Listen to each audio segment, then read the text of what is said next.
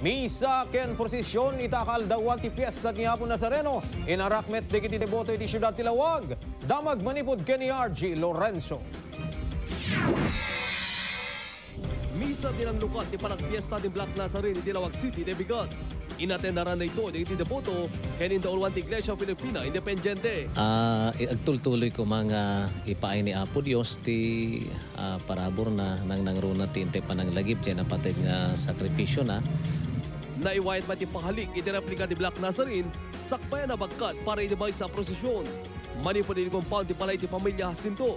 Naisorso ti replika iti Barangay 2 ken kapangibang nga barangay. May salang na di translasyon ng prosesyon kadito agsasalbing nga sakripisyo numadanon kadito iya piyesta di Black Nazarene. Ay adot mamati ka nagapupay Cagayan kada pasukin St. Joseph Cavite. Imay tatang. May sa kadito si Morot at deboto ni Manang Leti at akkel di pamati na kani Black Nazarene.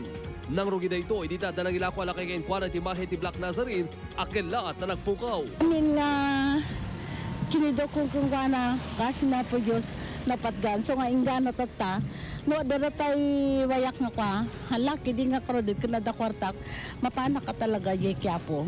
Narway may lokalo tinaguray, tapnon mapunasan ti replika ti Black Nazarene, kaya nagdidal tuma, inuwar na paling ti babasit na replika ni Black Nazarene.